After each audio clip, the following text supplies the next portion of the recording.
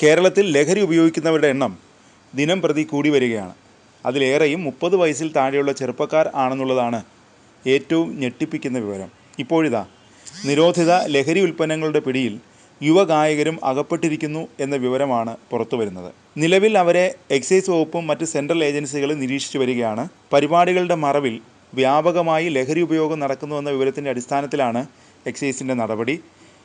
കഴിഞ്ഞ ചില പരിപാടികളിൽ ലഹരി ഉപയോഗിച്ച ശേഷം സ്റ്റേജിലേക്ക് കയറാനാവാതെ ഗായകർ സംഘാടകരെ കുഴപ്പിച്ച സംഭവങ്ങൾ എക്സൈസിൻ്റെ ശ്രദ്ധയിൽപ്പെട്ടിരുന്നു. ഇതോടെയാണ് പാട്ടുകാരെ കേന്ദ്രീകരിച്ച് എക്സൈസ് അന്വേഷണം ശക്തമാക്കിയത്. ലഹരിയുടെ അമിത ഉപയോഗം മനസ്സിലാക്കിയ സംഘാടകർ അതിൽ ചിലരെ പരിപാടി അവതരിപ്പിക്കാൻ അനുവദിക്കാതെ മടക്കി അയച്ചുവെന്നും വിവരങ്ങളുണ്ട്. ഇത്തരത്തിലുള്ള സംഭവങ്ങളുടെ അടിസ്ഥാനത്തിലാണ് എക്സൈസ് 10ഓളം വരുന്ന പാട്ടുകാരുടെ പട്ടിക തയ്യാറാക്കിയിരിക്കുന്നത്.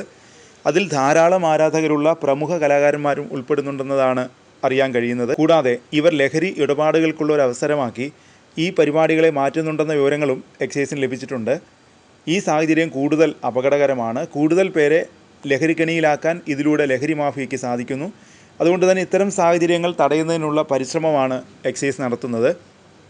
സ്റ്റേജിലേക്ക് കയറുമ്പോഴുള്ള ഊർജം പരിപാടിയുടെ അവസാനം വരെ നിലനിർത്തി കാണികളെ കയ്യിലെടുക്കാൻ വേണ്ടിയാണ് കലാകാരന്മാർ ഇത്തരത്തിൽ രാസലഹരി ഉപയോഗിക്കുന്നതെന്നാണ് ഇതിൻ്റെ മറ്റൊരു വശം. കൃത്യമായ നിരീക്ഷണം നടത്തുകയും വേണ്ടി വന്നാൽ അവരുടെ മുടി ഉൾപ്പെടെയുള്ളവ പരിശോധിച്ച് രാസലഹരിയുടെ അംശം ഉണ്ടോ എന്ന് കണ്ടെത്തുകയും കൃത്യമായ തെളിവുകൾ ശേഖരിക്കാനാണ് എക്സൈസ് ശ്രമിക്കുന്നത്.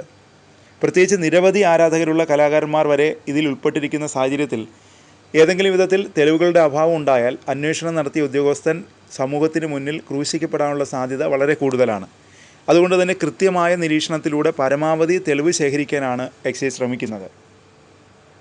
കലാകാരന്മാർ കൂടുതലായി ലഹരി വസ്തുക്കൾക്ക് അടിമപ്പെടുന്നു എന്ന തരത്തിലുള്ള ആരോപണം വളരെ കാലമായി തന്നെ നിലവിലുണ്ട്. ആ ആരോപണത്തെ ശക്തിപ്പെടുത്തുന്ന വിധത്തിലാണ് ഇപ്പോൾ എക്സൈസ് നടത്തിയിരിക്കുന്ന കണ്ടെത്തലുകൾ. നിലവിലെ കേരളത്തിൻ്റെ സാഹചര്യത്തിൽ ലഹരി ഉപയോഗിക്കുന്നവരുടെ എണ്ണം വളരെ കൂടുതലാണ്.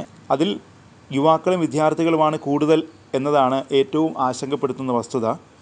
ഇപ്പോൾ നടക്കുന്ന കൊലപാതകങ്ങൾ ഉൾപ്പെടെയുള്ള ആക്രമണങ്ങളിൽ ഏറിയ പങ്കും ലഹരി ഉപയോഗിച്ചുള്ള ആക്രമണങ്ങളോ അല്ലെങ്കിൽ ലഹരിക്ക് വേണ്ടിയിട്ടുള്ള ആക്രമണങ്ങളാണ്. ഏറെ ആരാധകരുള്ള കലാകാരന്മാർ കൂടി രാസലഹരി ഉപയോഗത്തിൽ ഉൾപ്പെടുമ്പോൾ യുവതലമുറ അവരെ അനുകരിക്കാനുള്ള സാധ്യത വളരെ കൂടുതലാണ്.